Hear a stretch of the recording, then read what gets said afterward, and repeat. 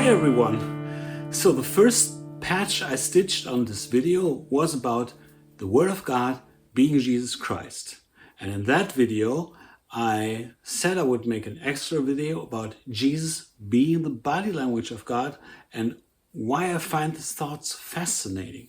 And this is coming now. If you haven't watched the first video, it doesn't matter, you can watch it afterwards. You don't need it to understand this one. So, Jesus, the body language of God. You know how they say that the words you use only convey about 20% of the information you are giving when you talk to someone.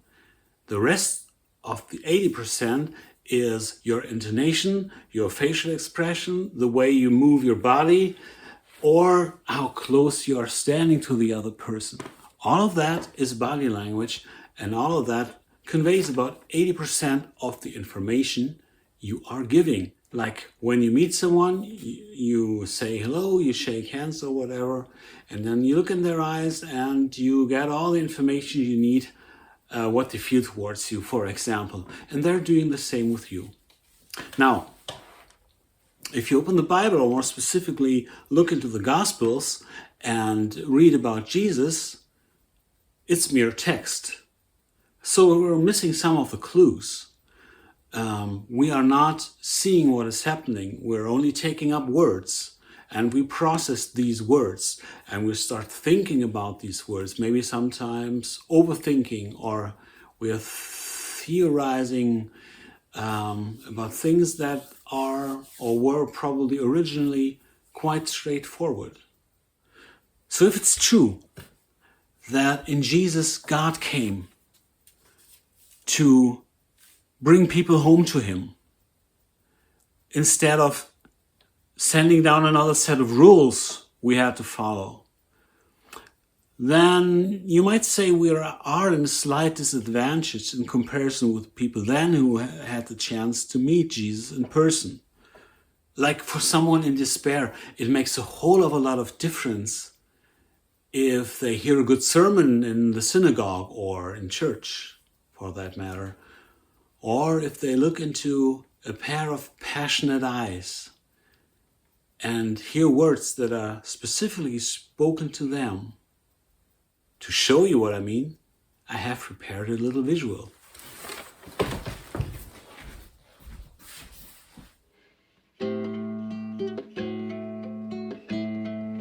And a leper came to him, imploring him, and kneeling said to him, "If you will, you can make me clean." Moved with pity, he stretched out his hand and touched him and said to him, "I will, be clean." And immediately the leprosy left him and he was made clean.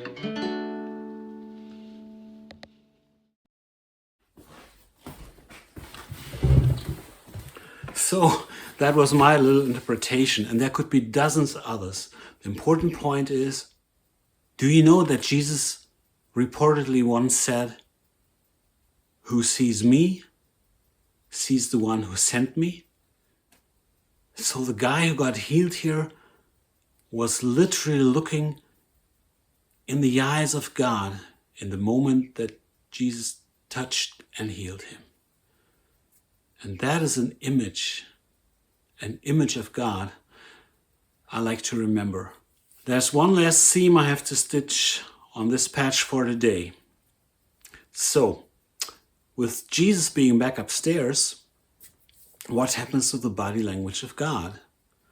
And this is where you and I come in. I mean, only if you consider yourself a Christian. In this ambiguous, divided world, there's one good argument for the love of God. You. And me. Hopefully. Whatever you know about God and whatever you say about him only counts for about 20% of the message. But if the person you talk to sees in a pair of compassionate eyes or sees a helping hand stretched out, that might actually get the point across. So that was my patch for today. I really hope you're giving me your thoughts on that. Maybe also share some experiences you have related to this subject. I'd like to read a few, and maybe also stick around for the next one. Thank you.